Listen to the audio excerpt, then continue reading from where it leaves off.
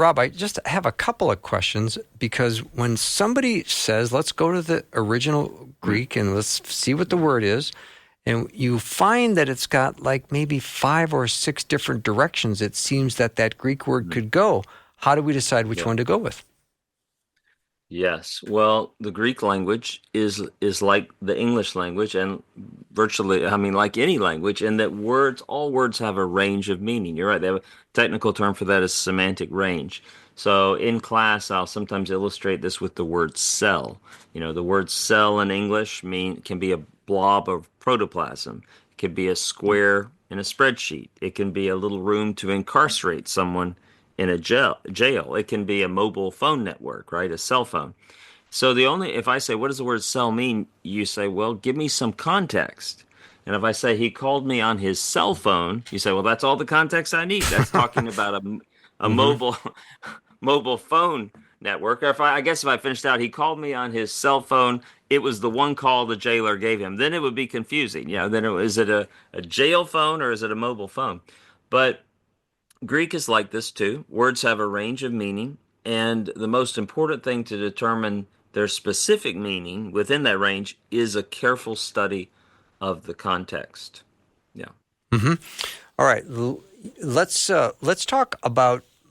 Give me a couple of Greek words that maybe are for beginners.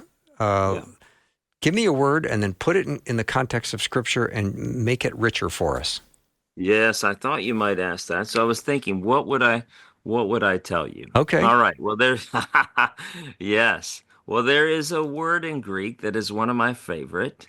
I'm searching on it right now on my computer here, Okay. my software program. It's the word splachna. Okay, it's hard to say. It's like you're throwing up when you say Okay. it. Splachna. Splachna. All right. Splachna. It only occurs 11 times in the whole New Testament, and it can mean guts or bowels. We're trying to appeal to the middle school boys this hour. It can mean bowels. One King James translation of one passage is bowels of compassion. Okay. Right, your bowels of compassion.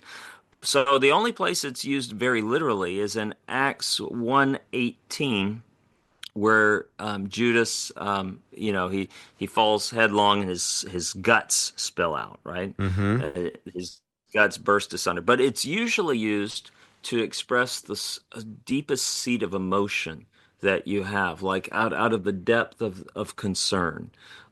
It's stronger than the Greek word for heart, cardia. And as you can see by the rarity of it. What's interesting, although it only occurs 11 times in the New Testament, it occurs 3 times in the tiny book of Philemon, right? So it's the unusual frequency. And Paul began, this is a delicate situation. You have Philemon, who is the slave owner, and Paul is appealing to him on behalf of Onesimus. We remember this is in the context of the Roman world and Roman slavery, and Paul's having to live and deal delicately within that. And he begins the letter by saying, you, Philemon, you have refreshed the splachna of the saints. You have refreshed. Mm-hmm. And then he later in the letter, just a little bit later in verse 12, he says, I'm writing to you, I'm sending back to you Onesimus, who is my very splachna. Onesimus is my very splachna.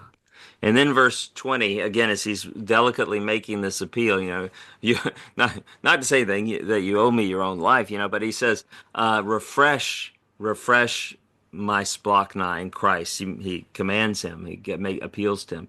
So it's just, I think, translating that as heart, you just don't get the rarity and the intensity of the appeal. Now again, if we read the King James on Philemon 1:20, it says refresh my bowels in the Lord, and we wanted to read that just to appeal to any middle school boys that you might have listening today. Of which I don't think I have any, but I Oh appreciate. well, I, maybe some will join now. Maybe some will join. yes, yes. So